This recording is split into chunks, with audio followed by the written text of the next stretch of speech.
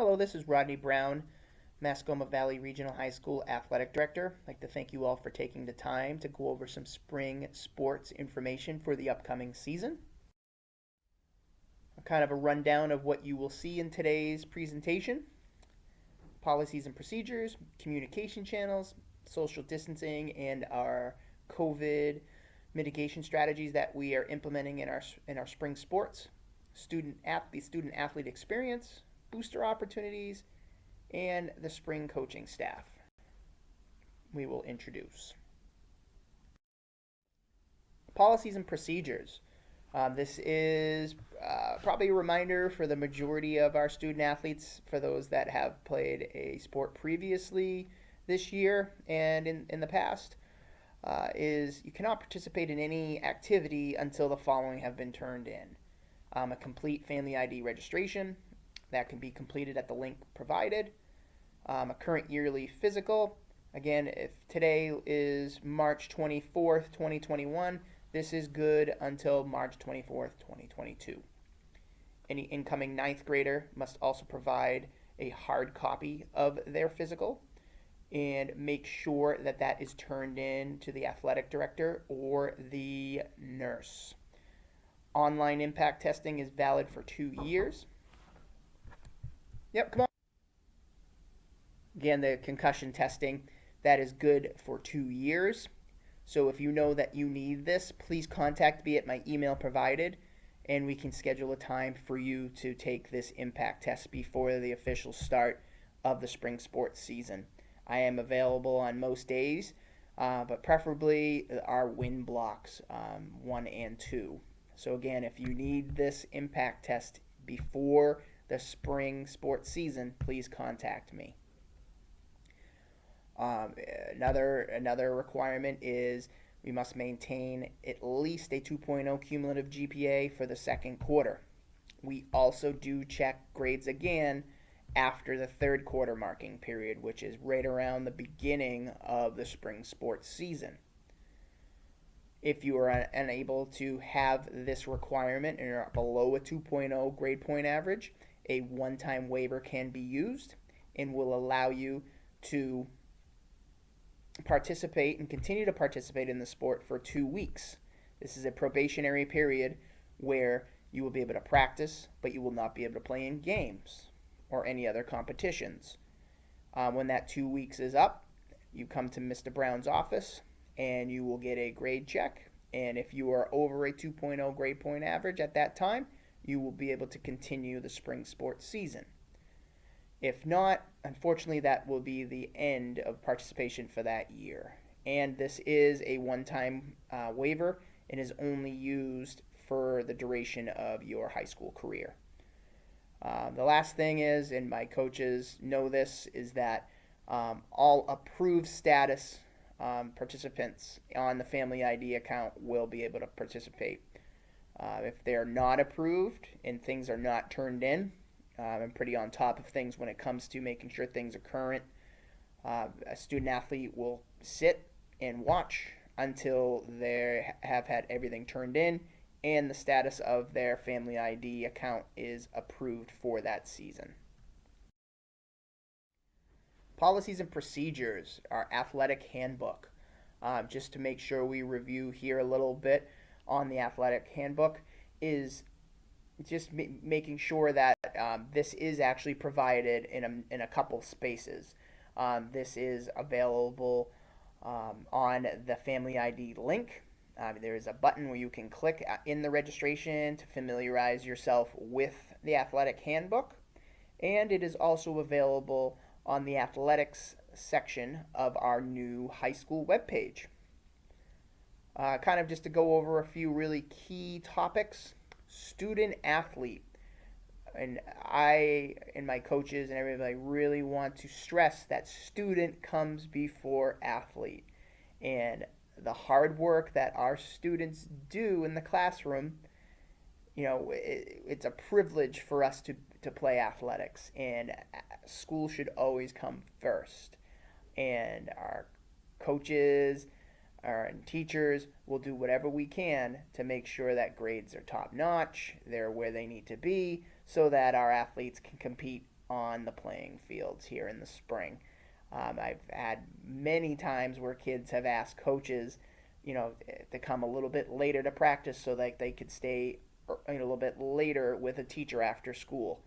Definitely something that can continue, and really looking forward to helping and giving the support that we can to make sure our kids are leaders in the classroom, both academically and when it comes to leadership as well.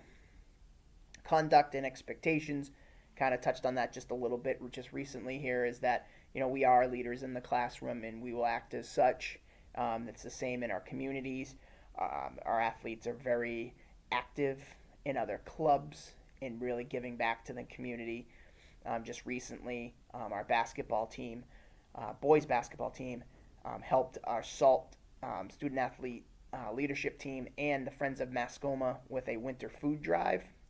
Something that I was very proud to see, and really looking to have that kind of that kind of high standard of giving back to the community and doing what we can to be those leaders. Because when we're wearing that Mascoma M and in the purple, white, and gold, in the community, we are leaders in the classroom. We are leaders out in the community, and we are role models for those younger kids that one day will walk these hallways. Again, conduct and expectations. Students, if you are in school remotely or in person, you should be at practice, and that is the same when it comes to games. If you are absent unexcused from school that day of a game, you will not be able to participate. So again, excused absences, are as follows, but not limited to a doctor's visit, with documentation being sent to the school after the fact at the front office, a funeral, anything when it comes to family matters or anything to do with doctor's appointments are definitely some things that we see a lot of when it comes to a documented absence. Sportsmanship really speaks for itself. We will be, we'll win with class, and we'll also, we'll lose with dignity. We'll do what we can to make sure that our kids are, learning win or loss. We push for our kids to, again, be leaders in our community and growing to, when they do leave Mascoma here, they are prepared, for college or their first job. So everything that we do will lead to that, and that is the same when it comes to how we handle ourselves on and off the field. Spectators is the same. We will have spectators in our on our fields here in the spring. And we will, make sure that, conduct is that we're cheering for our team, and we are positively reinforcing the things that they are doing out on the playing surfaces. Guidelines for communication. I just really wanted to take some time to refresh the chain of command when it comes to speaking to athletic directors, principals, coaches, you name it. The first of the chain is the athlete-coach communication. We really do want our student athletes to be advocates for themselves, and if they do have questions or concerns, that they do have those conversations with their coaches first.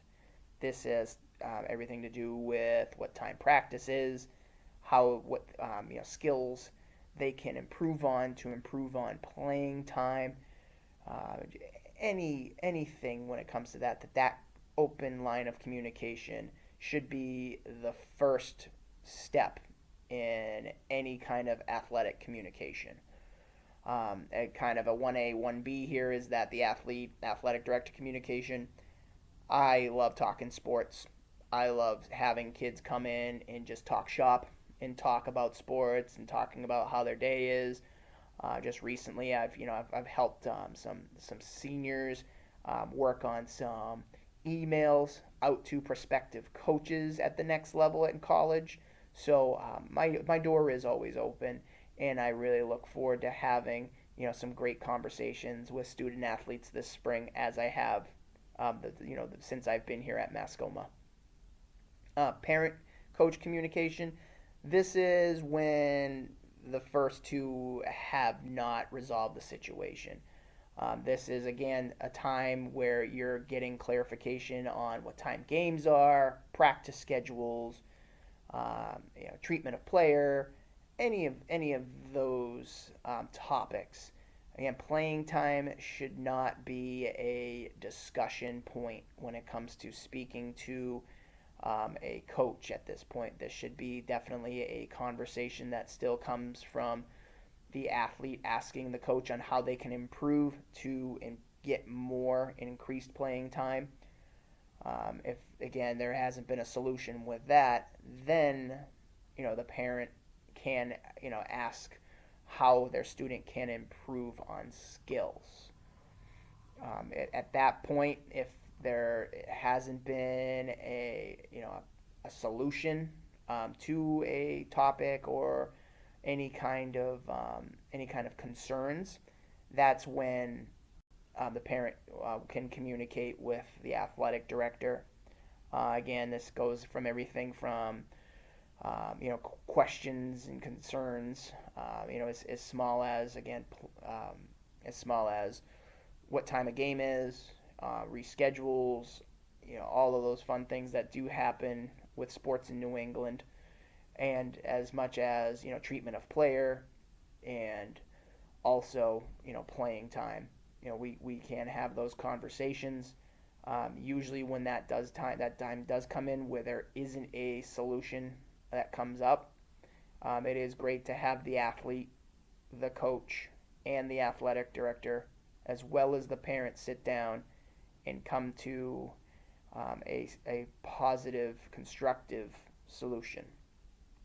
And that really goes to the next step. If again the situation has not been resolved, then the principal can be involved in the next and final step of a solution.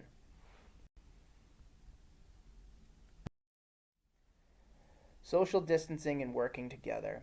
I want to take just a moment to thank everybody so far with the fall and winter sports seasons. We were able to complete them successfully and safely. They were uneventful in regards to sports being stopped for 2 weeks and whatnot. So I really want to commend everyone, our coaches, our parents, our kids, everybody, all of the stakeholders in athletics to make this school year a success so far. And I am very, very excited to continue that success into the spring. We will have and continue safety participant screenings for all individuals, coaches, kids, officials, anyone that comes into contact with athletics and before any kind of activity. This will occur again when kids leave on an away trip on the bus. Again, if there are symptoms, we are asking that there is immediate pickup from a parent or guardian. Athletes should come dressed to participate. There is no locker room access when it comes to that. So kids should come prepared to compete, whatever it may be, a practice or a game or a track meet. Face coverings. Face coverings are required during all participation. They're required for play, practice, bus trips, bench areas, you name it. We are a mask up. We're a mask up community, and we have our students wear them inside. They will also wear them outdoors as well. We will continue to sanitize and disinfect frequently. Hand sanitizer will be available in the dugouts. It will be after each throw of a javelin or a shot put. They will have that access of that. We will clean frequently used touch equipment as bats and baseballs, you name it. All of those things will be cleaned frequently. Something very similar to what we did with rotating equipment like we did in the basketball season. Spectators. Masks are required for all in attendance. This is our our policy here at Mascoma. We will have reminder signage all over our campus, reminding um, our spectators to mask up while they're watching our games. We're also going to ask to really social distance at our games as well. When we're there, we will have limited bleacher spots, but we also, as I've seen in our fall, by all means, bring your foldable lawn chairs and social distance across our sidelines there out of play. One thing I do really want to make sure I'm transparent and clear on is that fan guidelines will vary at every away contest. Some might not allow fans at all, and some might only limit it to be one or two per athlete at each venue. Again, communication is huge no matter where you are, but especially in athletics. When it comes to it, what you can expect from me is that any kind of information, schedules, changes, and postponements, those will be relayed to our coaches, and any kind of rescheduling or anything like that, I will make sure it is directly sent to Family ID and any other mode of communication that we have. We have a social media page at Mascoma Royals AD that I tend to frequently update each day. We have our district calendar under MVRHS. I have all of our games, and when those do change, those get moved around the calendar as well. Schedule Star is great. We have it. We have our own from our state. We have a Mascoma Athletics page that is focused squarely on all things Mascoma Athletics. So by all means, go to that website, click on alerts. So anytime there is any kind of changes, those alerts will go directly to you. It is a great feature that has been used a lot. Again, the new school website is a great resource that has all of this information and ways to get to what you need. We'll use the old traditional school announcements when it comes to getting out the information for those that are in person. And as I said, I will, use Family ID whenever need be to do a mass email. Use our district emails to communicate with our students directly. And also, a lot of our coaches have used Google Classroom to communicate with our students as well, which has also been a great resource. I apologize for that delay. A little bit of a technical thing on my end here, but as we've been saying here, the student athlete experience, it speaks for itself. Kids will be able to participate if they are in person, hybrid, remote, any way that your student is learning this school year, your student athlete will be able to participate here at school. Again, practice games, team building, all of those encompass what our sports programs are have to provide. Senior recognition happens every season in some shape or form. These past 2 seasons, we've had the recognition early in our sports seasons with the ever-changing things that are going on in the world. We want to be as proactive as we can to make sure our student athletes are recognized appropriately. Life of an Athlete, our student athlete leadership team, is a great resource, and it is growing. Very excited and pleased to say that we are actually piloting a captain slash team leader training in April, and we will invite the leaders of our spring sports teams to come out and do a leadership training little session with our SALT team, and very excited to be there and help that along and share that out with all of our other sports as we move forward. Again, sportsmanship, spoke about that. Sportsmanship is our top priority. We will always conduct ourselves in the highest regard and make sure that we are, again, being as humble as possible, regardless, of how many wins we have, and and learning, as much as we can in wins, but also in the losses as well. Because unfortunately, at the end of every season, one team gets that ultimate goal of being a state champion, and others, most of them do, come away with not the ultimate goal. So we're always goal oriented to make sure that we are having our student athletes be well-rounded citizens when they leave our school. And as I've said too, it is really an extension of the classroom. We want our student athletes to lead by example. And then I want to give you some information here on boosters.